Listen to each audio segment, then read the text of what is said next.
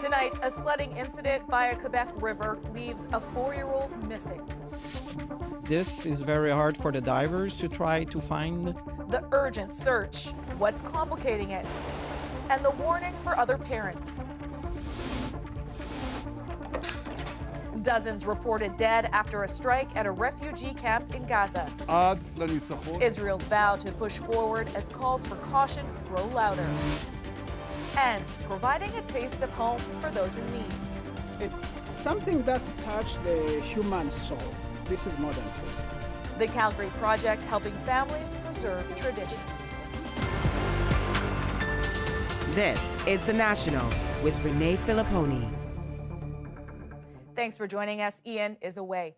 We begin tonight with the desperate search for a 4-year-old girl swept away by a river in northern Quebec. Police have now ramped up their efforts, combing the area by land, water, and air. All of this taking place about 3 hours north of Quebec City in the community of Dolbeau-Mistassini after the girl entered the water while sledding with her mom on Friday. The girl's family and community now reeling from this tragedy so close to Christmas. Kwabina Aduro now with the state of the search and the growing calls for caution. A helicopter flies overhead as the search for a 4-year-old girl intensifies, 2 days after she was swept away by a fast-moving river, leaving relatives and community members stunned.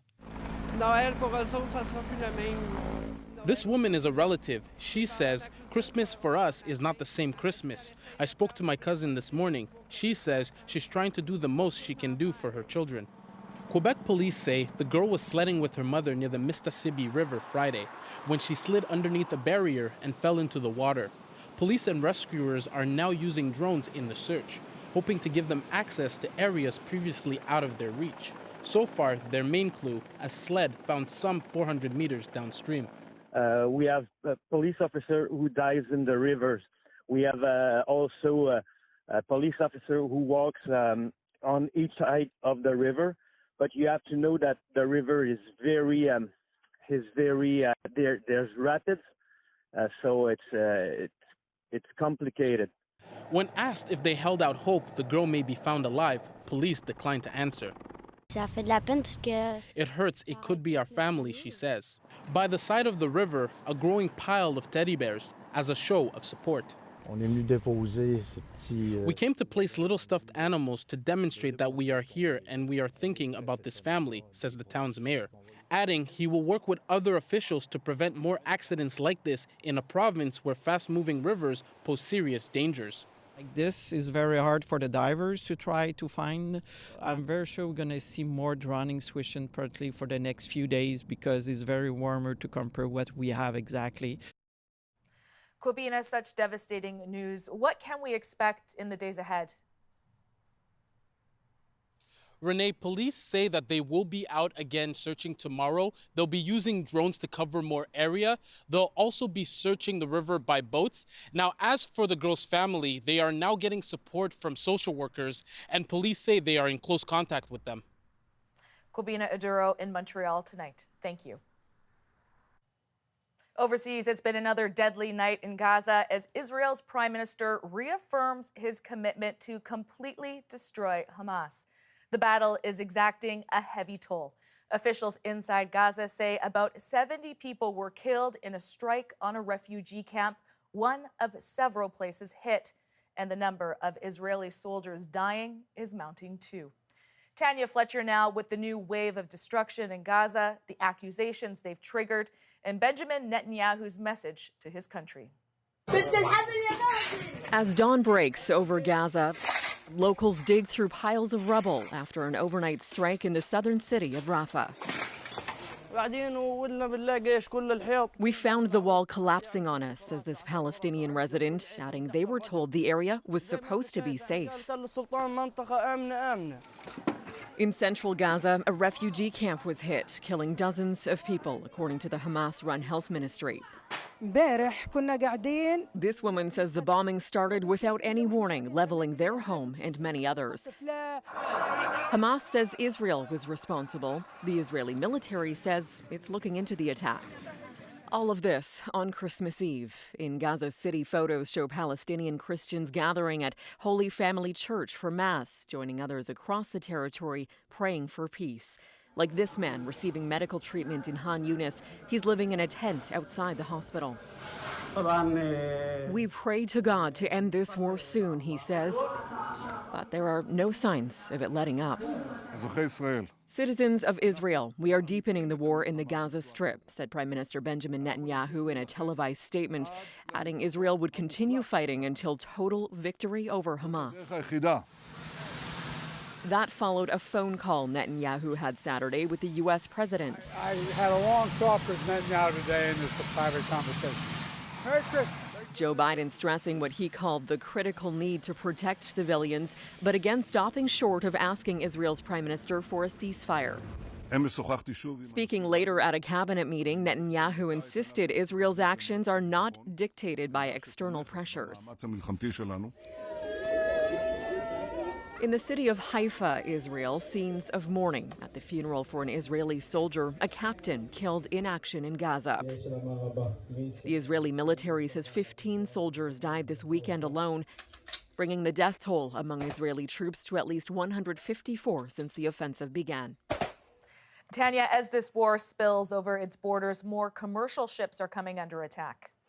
Yes, that's right, Renee. The Red Sea has become a focal point in recent weeks. The Houthis, a rebel group, have been attacking ships in retaliation for Israel's campaign in Gaza.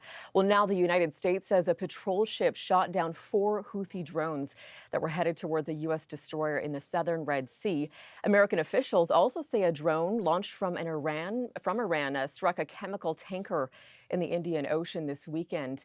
The U.S. accuses Iran of helping the Houthis organize its attacks, but Iran denies that. Thanks, Tanya. You bet. It is now Christmas Day in Bethlehem in the West Bank, but the war has effectively canceled Christmas festivities. The whole world is celebrating Christmas this year, but not Bethlehem, not the birthplace of our Lord Jesus Christ.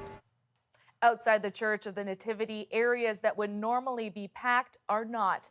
Tourists are staying away, and residents say they just can't celebrate with so many people dying in Gaza. The destruction there reflected in an art installation in Manger Square, a nativity scene surrounded by barbed wire and rubble. And war has also prompted a major change to Christmas in Ukraine as that country breaks with a centuries-old custom in an act of defiance against Russia. As Jamie Strachan shows us, the shift comes as both sides say they're making gains on the battlefields. On the front lines, Ukrainian soldiers share a Christmas Eve prayer, a quiet moment amid a brutal, protracted war against Russia. Traditions make us closer and strengthen our spirit, says this Ukrainian military chaplain, adding, our ancestors celebrated Christmas this way, and now we, Ukrainian fighters, have to celebrate Christmas under such circumstances. For centuries, Orthodox Ukrainians followed the Russian tradition of marking Christmas on January 7th. But now, in an act of defiance, Ukraine's president says his country will do so on December 25th. Step by step, day by day, darkness is losing, he said, and darkness will finally lose. The evil will lose. The move has been embraced by the church. Everything that was related to Russia and everything that Russia did the same way we did provoked disgust among people, says this Orthodox archpriest. That defiance comes as Ukraine claims some military successes, saying it has shot down 3 Russian jets and over a dozen drones, as the Netherlands confirms it will soon send F-16 combat planes. But Russia is claiming some successes of its own, saying it has repelled multiple Ukrainian attacks as long-term U.S. military support now seems more tenuous. Here in Canada, Ukrainians are thinking of those back home as they too celebrate Christmas in December. It is a good idea. Ukrainians are Ukrainians. The political movement, Ukraine also has shifted the calendar, and the political movement is a good idea. A change of tradition as this grinding war approaches the 2-year mark. Jamie Strachan, CBC News, Toronto. At a famous cathedral in Germany, there was extra security for Christmas Eve Mass. Police in Cologne were acting preemptively based on intelligence about an attack planned for New Year's Eve. Visitors were advised to arrive early to allow for searches and told not to bring any large packages. Cologne is home to Europe's most visited cathedral, and the city's main train station is right next door. And a thick blanket of fog has been causing several problems in New Delhi and across northern India. At least 11 international flights were delayed by these hazy conditions. Air quality in the Indian capital is listed as severe. That's the second worst category. Surging rates of illness in Manitoba have the province appealing to intensive care staff to take extra shifts. Mira Baines shows us the source of the ICU crunch and why it might spread to other provinces. An urgent plea from the top health officials in Manitoba as some intensive care units are pushed past capacity. If these folks could find capacity, if you do have capacity, if you have the ability to pick up any extra shifts, we're hoping that you can do so. Manitoba ICUs are seeing more patients with respiratory illnesses like influenza, COVID-19, and RSV in both adults and children, increasing wait times. Health officials are urging people to get vaccinated, saying these illnesses haven't reached their peak, a trend that doctors saw coming. Severe respiratory illnesses like influenza and RSV and now COVID as well are kind of rebounding at this point, especially as vaccinations have fallen off. Officials say children are suffering badly. In particular, at the ICU, at the Children's Hospital, we're seeing kids and we're seeing infants who are very sick and who are in need of critical care. What's happening in Manitoba could play out in other provinces, including BC, says this expert. They started their winter well ahead of us, and that's really the main driver of transmission. A lot of people indoors together for extended periods of time. So it'll peak shortly, sort of within the next month or so, and then potentially go down. He says people should consider going back to certain COVID protocols, including masking to help prevent viruses from spreading. Mira Baines, CBC News, Vancouver. Investing in gold might be making a comeback. The precious metal has long been viewed as a way to protect your savings against inflation. And as Anis Hidari shows us, at this time of uncertainty, some big box stores have been trying to cash in. Inside warehouse stores like this, most people are buying things like toilet paper. But the latest treasure at retailers might be golden. Anything else, yeah, you'd expect to see it in Costco, but not really gold. So that was kind of surprising. For this investor, all that glitters is golden coins, not bars. But he's happy to see retailers sell gold for more than just jewelry. And he has cultural reasons for investing too. Especially after the revolution with Islamic Revolution in 1979, we had a lot of inflation, and the currency, Iranian currency, wouldn't hold its value, but gold would.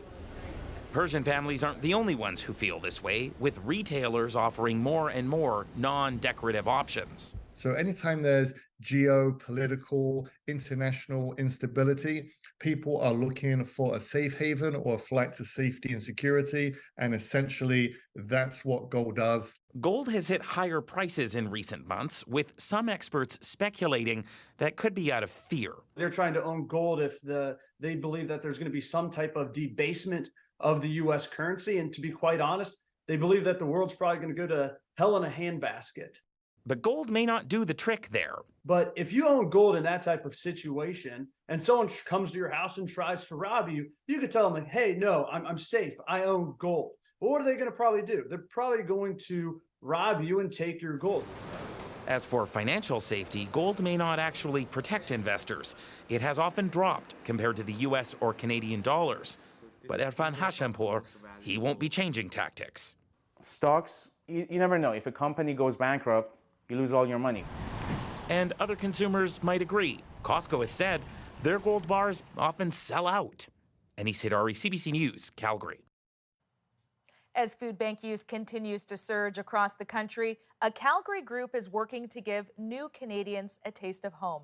Aaron Collins now with their growing effort over the holiday season. How many?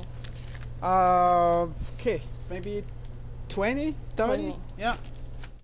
It may not be turkey with all the trimmings. Wait, Gary.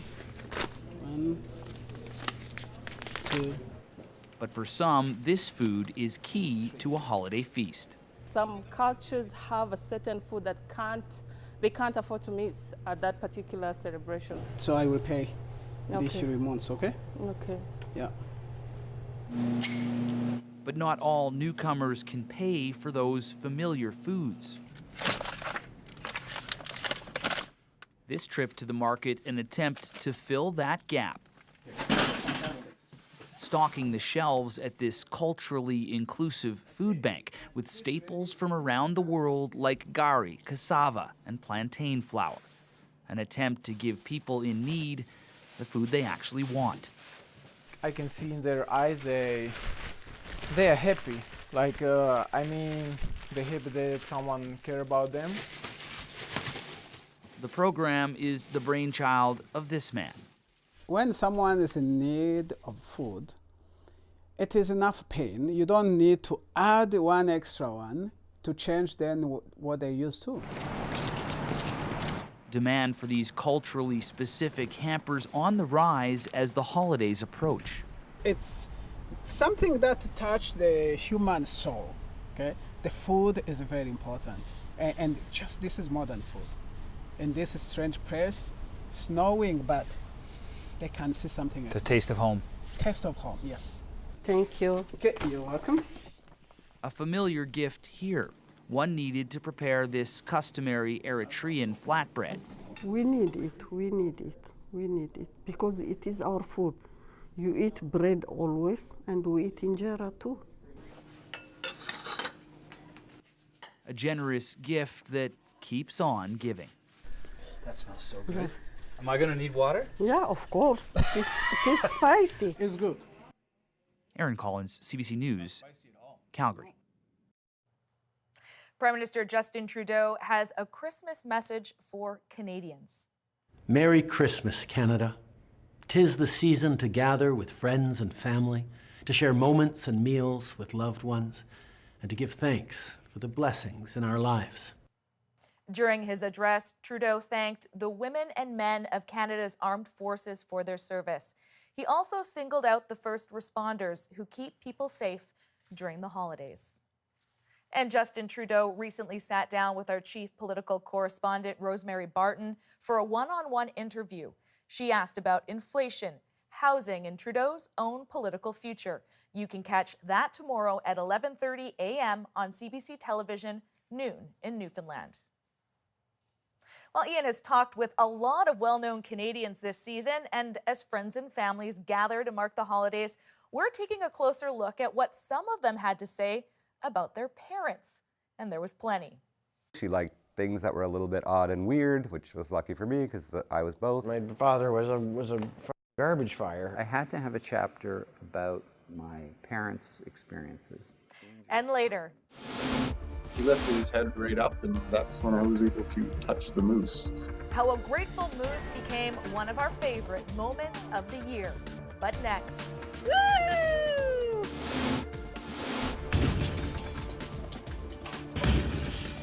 Sending Santa to solve crimes. We're back in 2.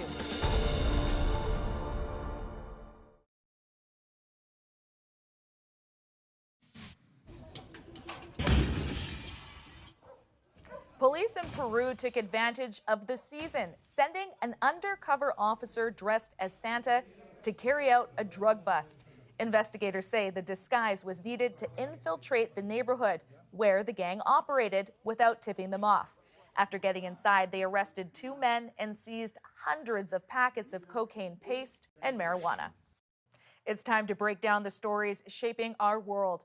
Tonight, we're looking back at a year full of interviews with newsmakers from across the country. Here's Ian to show us how so many of the people he spoke with mentioned the influence of family and especially parents. This is the time of year when a lot of people reconnect with families. It can be joyful, but stressful as well. Over the past year, a lot of the people that I interviewed were very candid about the way family dynamics affected them and talked about the impact their parents had on their careers.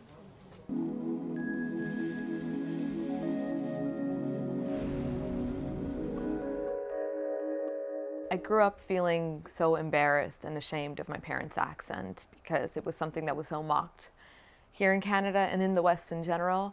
And then I remember turning like 21 and something just did like a full 180 in my head, and I was like, wait a minute, how can I be embarrassed of this thing when it's the only thing my parents have left of home?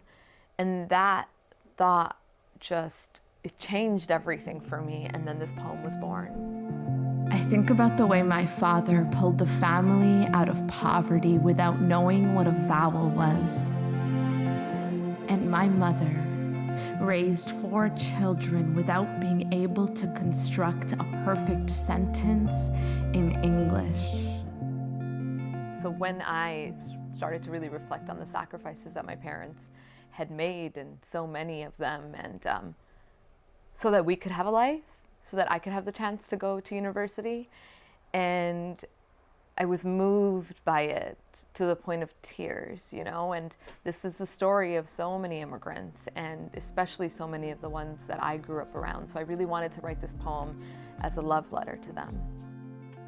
They turned a suitcase full of clothes into a life and regular paychecks to make sure that the children of immigrants wouldn't hate them for being the children of immigrants.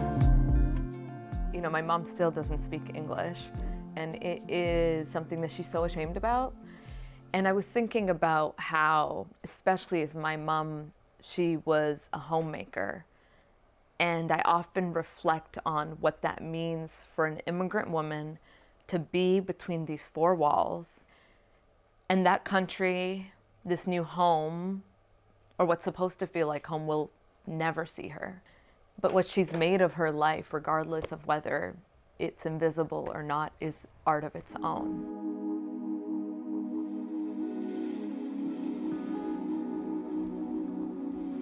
My dad, for me, was as much a cautionary tale as a sort of inspiration. No, not as much. I'll say, let's go 70 cautionary, 30 inspired. Inspiring, because he was dead. My father was a garbage fire. I never once saw my father sober. I have no idea what that looks like, you know, because he was frigged from about 11 a.m. every single day. And he's popping a lot of pills and still blowing rails and all this stuff, like ugly shit. So the good part of that is when you grow up in the third act of Goodfellas, when it's just paranoia and clammy, pallid skin and irritability and the hard drugs lose their kind of sex, their allure, right? So I, to this day, have never tried cocaine. I've never tried half of the shit my dad did because out of either fear of being him, but also just it never seemed appealing. He also is, to his credit, he's part of why I'm still in this kind of world, because he would rent a movie every Friday and Saturday night. And I'd wake up early the next morning, Saturday morning and Sunday morning, and if the tape was still in the VCR, that meant that, oh, mom and dad think I'm allowed, it's okay for me to watch. If it was back in this case, it was sort of too racy for me.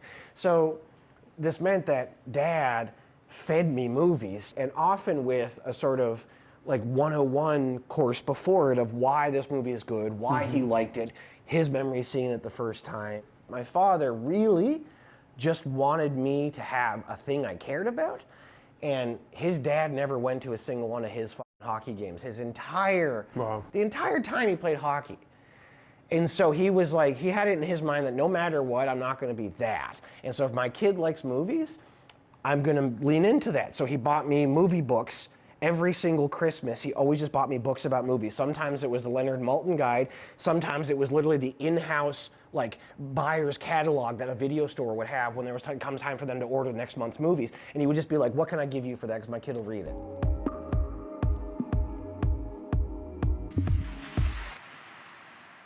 It's funny, you know, when you're a kid, most things around you up to a certain age are your norm, and so you feel like that is the norm. But from about 8 years old, I really started to recognize that, okay, none of my other friends at school are in the bar singing in front of, drunk people at midnight, 1, 2 in the morning. And I started to feel like I was living two lives already from very early on. They weren't taking you to a bar at midnight to sing out of any kind of neglect. It was the opposite of that. They were giving you a stage to sing on. To them, this was my development opportunity. Now, if they had been different, I may have only developed my talent, first of all, less intensely, and much later. So by the time I got to Nashville, I was quite seasoned already. As a songwriter, as a live performer. My whole concept of how I saw myself was pretty clear already. Yeah. It's not like I got to Nashville and I needed to be developed. I needed to be supported with what I had already spent all of my life from childhood developing.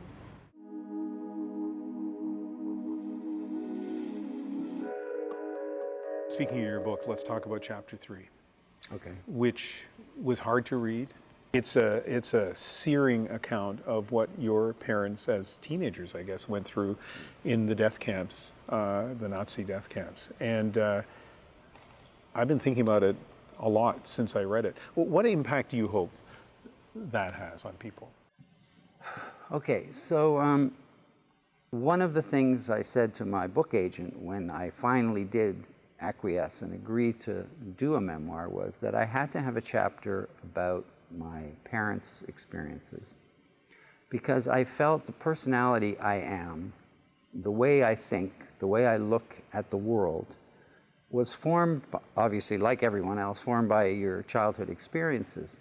But I grew up listening to these stories that affected me very much. And so that was one reason I was insisting on doing a chapter about their lives. Another reason was I wanted to pay homage to my mother, who I was very close with.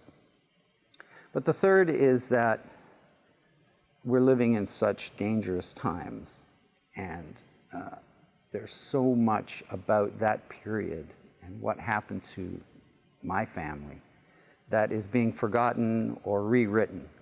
And I felt I just wanted to remind people that this happened and there were witnesses to it.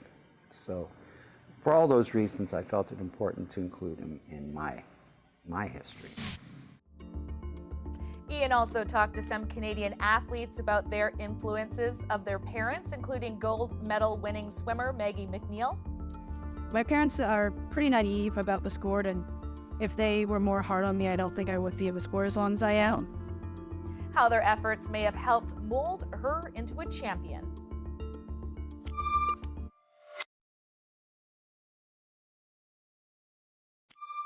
Welcome back. Let's continue with our look back on some of our Sunday interviews and reflections on family.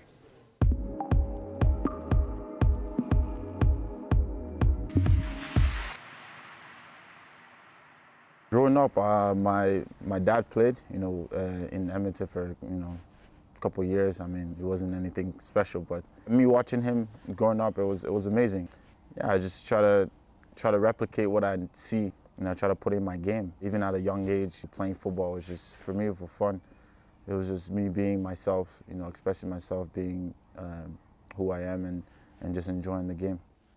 Your parents, their incredible story of being refugees, coming to Canada, having to work really long hours, and you put in a position, as I understand it, to help take care of your siblings at home. Yeah, growing up, my parents, they did each work 2 jobs each, trying to provide for the family. I had a little brother and a little sister. Yeah, I mean, changing diapers at the age of, I think, 9, 10 wasn't easy. I myself, I'm a kid as well, so.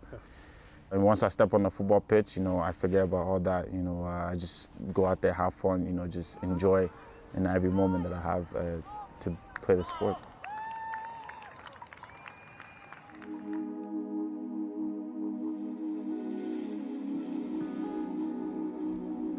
Tell me the Maggie McNeil story.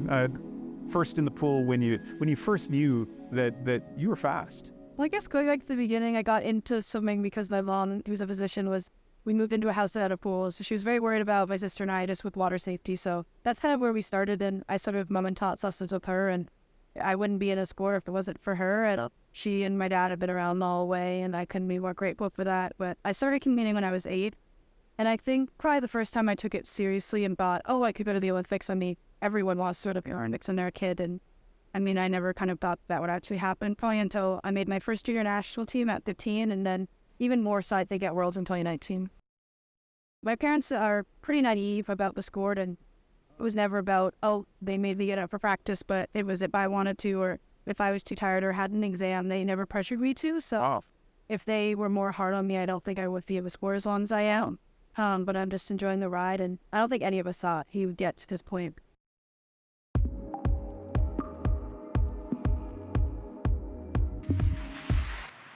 I saw a clip, I think it's from a podcast, of an interview you did. And I love to get hit in a fight, guys. I know we're talking about fighting a lot, but I love to get hit in a fight as long as I won. You said you like getting punched. Yeah. Yeah, that sounds weird to me. Yeah, to most people. And I grew up with 2 brothers and a pretty physical dad. And I mean, we wrestled. We were big WWF wrestling fans, and we threw each other around and kind of smacked each other around. And that's just the way I was brought up. So I think everyone, you get hit once in a while, it keeps you honest. So the most important thing in the fight for me was always winning. I didn't really care about, never really worried about getting hurt or getting hit. It's like I just wanted to win, because there's so much momentum that comes from winning a fight in an NHL hockey game for your team, and it affects the game, right? But it's nice to get hit once in a while and have like a little shiner coming out of it. And then the next day I'm dropping my son off at Montessori school and I have a big black eye. Like that was always kind of a badge of honor for me.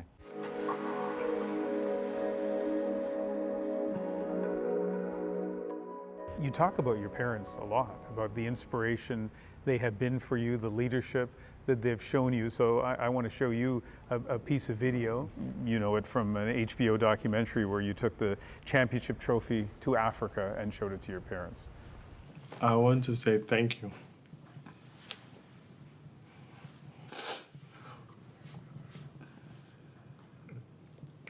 Thank you for raising me the right way. I came from something.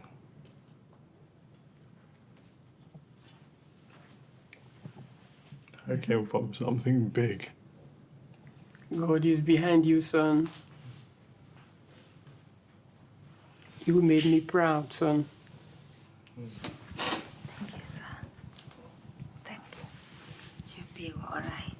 You climb higher and higher and higher, Messiah. You said in the video you came from something big. Yeah. What was that? My family, you know, like my parents, my wife, my 3 kids born in Canada. It means the whole world. And my parents raised me the right way. Yeah, and it's respect, you know, being honest. You treat people the way you want to be treated. You know, like it doesn't matter where you are born in the world. Nowhere, it doesn't matter where you are born, you are allowed to dream. Yeah, you are. And mine started in my house. Yeah, mine started in my house. So that is big. Where I come from is big. It's one thing to acknowledge the influence of your father, but actor Mark Critch got to play him on TV. I'm in my father's body, and I think, what the hell have you done, you madman? How his family became fodder for a hit show. That's next.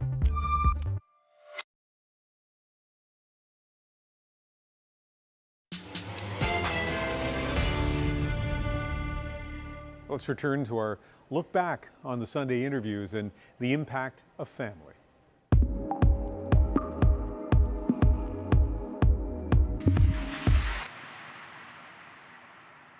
My mom was complicated in a way because she had many different sides. She was very shy, but she was also incredibly independent and like super brave and could do anything she wanted. She liked things that were a little bit odd and weird, which was lucky for me because I was both. And Yeah, and she just, I mean, let's not be kidding was one of, she had many little catchphrases, but that was one she would say when, that was how she would let you know that she sort of saw the full picture. If I had a friend in junior high who was a bit of a badass, and, I would be like, oh, can I hang out with so-and-so? And she'd be like, yeah, but don't go to the mall with them because, let's not be kidding. And then you're like, oh yeah, right, she knows he steals. Yeah. She would just let you know that she knew the lay of the land. But she wasn't really like a smack talker, so she would just kind of leave it there.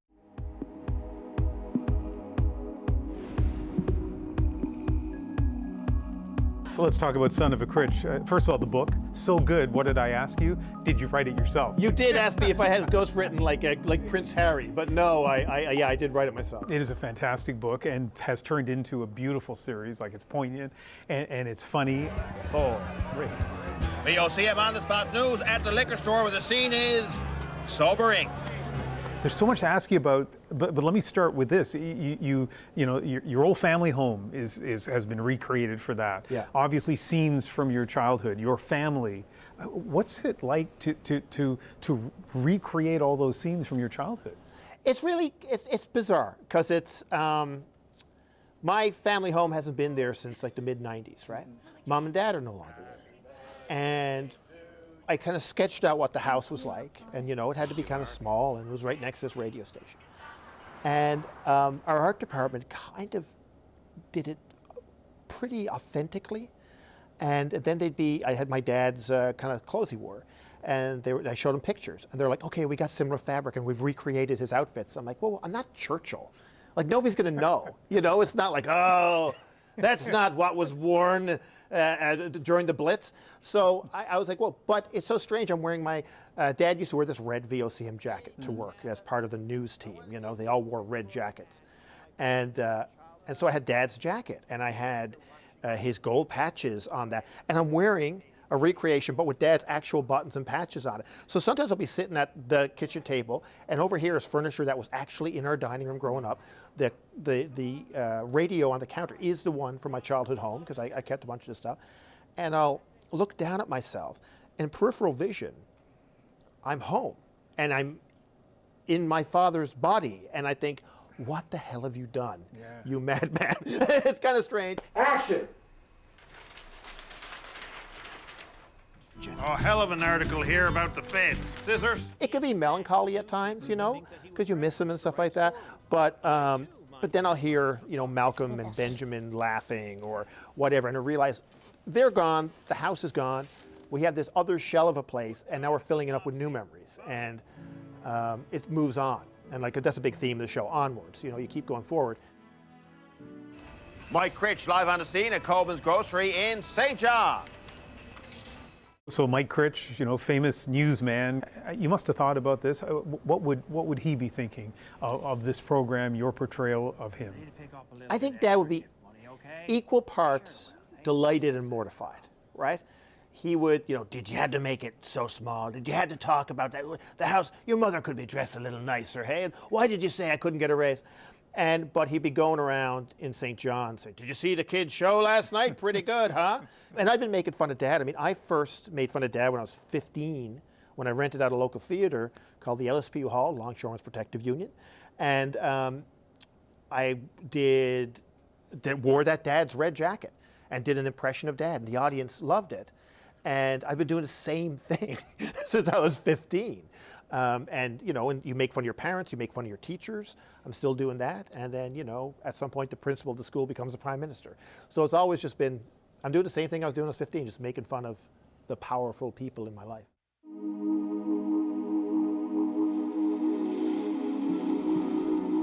You, as the child of immigrants, what impact did that have? Huge impact. My parents worked opposite schedules. My mom would drop me off at like 5 in the morning at my grandparents' house, take care of me. She would go work at a cafeteria at a school and then pick me up after school and then get me dinner to help me with my homework and then go back to work again at 6 o'clock. Then my dad, who was working all day, would come home at 6 o'clock and take care of me at night. I saw that struggle. My mom working 2 jobs as a server, my dad working at a metal fabrication shop. I've seen the growth. I saw the day my dad was able to with another guy leave and start their own business. I saw the day my mom opened up her own business, a flower shop in Forest Lawn. I've seen that growth. I've seen the Canadian dream. And I saw the value of hard work. Thank you. Thank you. And so you are living the classic immigrant son story by doing comedy. I'm kidding. Yeah. But it's so great because I went to go work for my dad at that metal shop when I was 14. Yeah. I might be breaking some labor laws there, but I went to go work there. My dad always told me, Andrew, money is hard to make. You got to work really hard for it. And I realized that coming home, you know, dirtied up from the grease and the metal, my hands hurt, tired, and he did that every single day. And so I recognize the value of hard work now.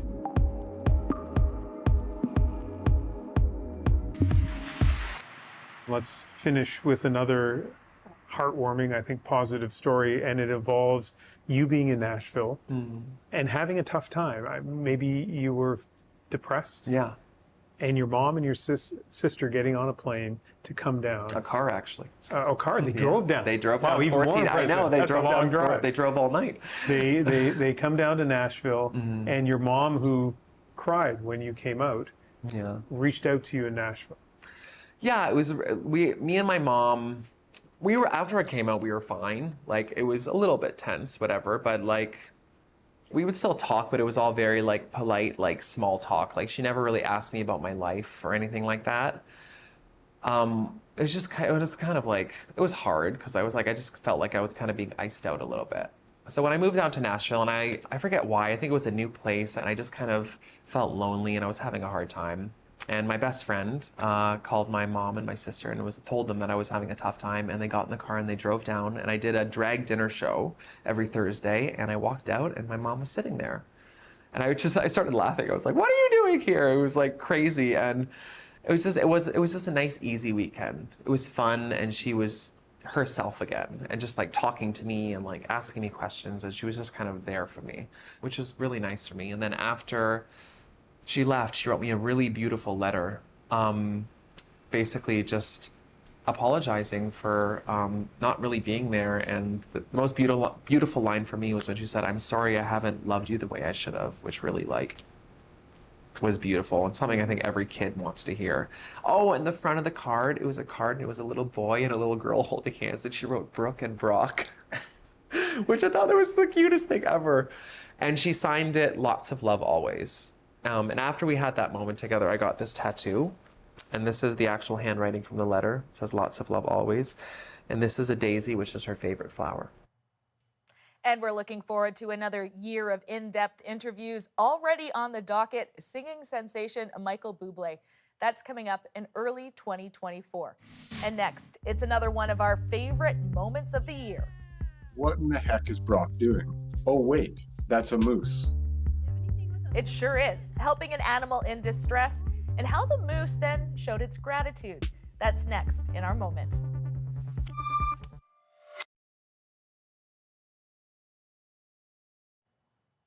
Well, as we wrap up this year, we're counting down our 12 most loved moments of 2023.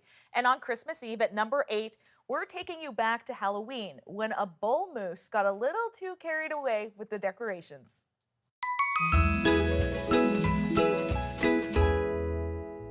Just grab the skeleton with your hand. I was going over to a buddy's house, me and my wife, Oh, don't run away like that. and I see my buddy Brock there, standing with a piece of tubing. Careful, Brock. I looked at my wife and I was like, what in the heck is Brock doing? Oh wait, that's a moose. Do you have anything with a hook on it? There is a moose with Halloween decorations on its head. Oh, God. We quickly realized that, okay, we should probably help this poor guy out. You guys need a hook. And then the moose walked directly towards the fence. It's kind of like he knew that I was going to be attempting to help him, and then that's when I grabbed hold of the decorations. Woo! Here you go, buddy. Then he came forward and started sniffing through the fence. That's when he started licking my hand. Did he actually lick it? He had gained some sort of trust in me, and then he lifted his head right up, and that's when I was able to touch the moose. My buddy Brock, he went to go touch the moose after, and the moose wasn't having any of it. Brock said the most Canadian thing ever. Oh, I didn't help you. I'm sorry. He apologized to the moose. We thought that was pretty funny. Pretty much the most Canadian thing I've done, so it was good. And what's so great about that story is it didn't end there. The moose followed that group back to Brock's house and sort of hung around there for 30 minutes. And now here's my question on Christmas Eve. I am curious if that moose got wrapped up in any Christmas lights, but hopefully not. Thank you for being with us. You can watch anywhere, anytime on the free CBC News app and subscribe to the national, our YouTube channel. I'm Renee Filipponi. Take care.